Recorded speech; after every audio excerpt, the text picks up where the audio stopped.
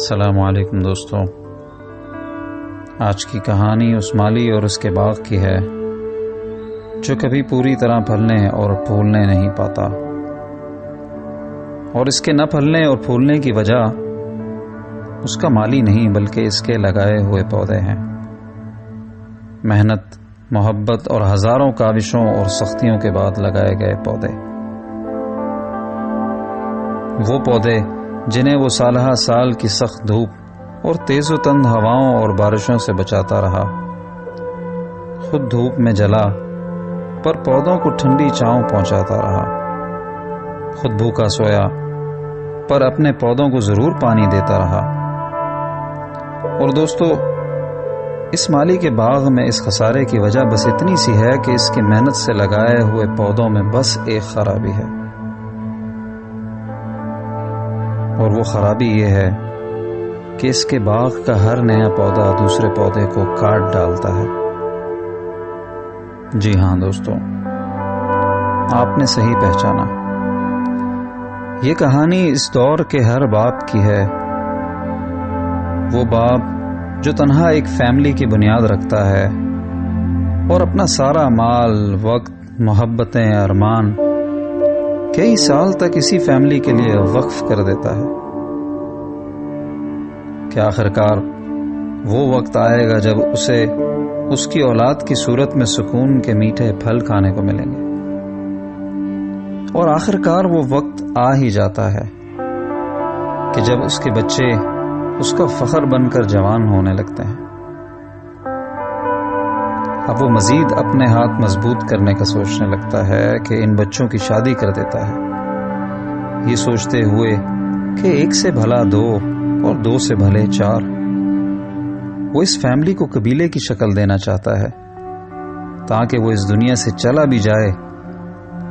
مگر اس کے خاندان کا نام باقی رہے۔ مگر پھر یوں ہوتا ہے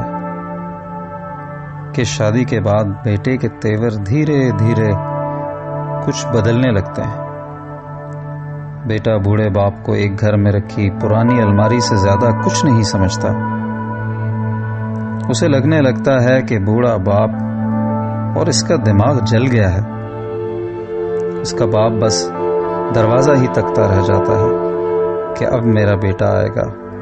اور تب میرا بیٹا آئے گا۔ مگر بیٹا اپنی نئی نویلی دلہن اور اپنے سسرال کی نئی رشتہ داروں سے ہی فارغ نہیں ہو پاتا۔ وہ بیٹا جسے باپ نے اپنے ہاتھوں اپنے خون پسینے کی کمائی خرچ کر کے صرف اس لیے بیاہا تھا کہ یہ نئی آنے والی کو بھی گھر کا حصہ بنا ڈالے گا، اور اپنی اولاد سے اپنے باپ کی طاقت اور بڑھائے گا، مگر سب کچھ الٹا ہو رہا ہوتا ہے۔ بوڑھے باپ کو زمین اوپر اور آسمان نیچے دکھائی دینے لگتا ہے۔ حد تو یہ ہے کہ اس بیٹے سے اس کی بیوی سمجھدار ثابت ہو رہی ہوتی ہے، جو اپنے شوہر کو اپنے ماں باپ کی طرف کھینچتی جا رہی ہوتی ہے، اور بالآخر وہ دن آ ہی جاتا ہے جب بیٹا بوڑھے باپ کے سامنے گردن تانے آ پہنچتا ہے اور ڈیمانڈ کرنے لگتا ہے کہ ابا، میں اور میری فیملی اب اس گھر میں نہیں رہ سکتے۔ اور دوستو، یوں ایک باپ پھر سے اکیلا پڑ جاتا ہے، اور دوسری طرف اس کا بیٹا پھر سے اپنی فیملی کو لے کر وہی خواب سجانے لگتا ہے جو کبھی اس کے باپ نے اس کو لے کر سجائے تھے۔ دوستو، میرا سوال آپ سب سے یہ ہے کہ ہم کیوں اس قدر کم عقل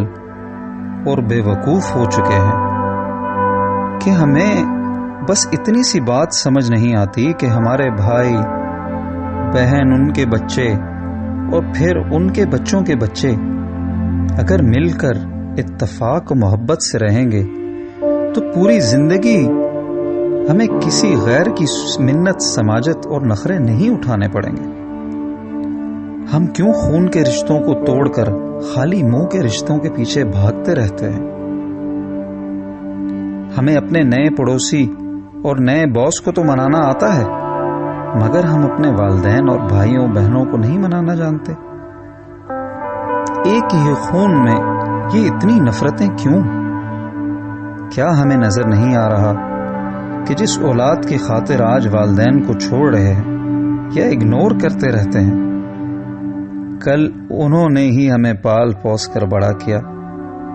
اپنے معصوم بیٹے کو چومتے چاٹتے ہمیں اتنا بھی خیال نہیں آتا کہ کل ہمارے والدین نے بھی ہمیں ایسے ہی چوما اور چاٹا ہوگا؟ اور کیا گارنٹی ہے کہ جس بیٹے کو آج آپ چوم رہے ہیں وہ آپ کے ساتھ اس سے بدتر سلوک نہیں کرے گا جو آپ نے اپنے ماں باپ کے ساتھ کیا؟ ذرا سوچئے۔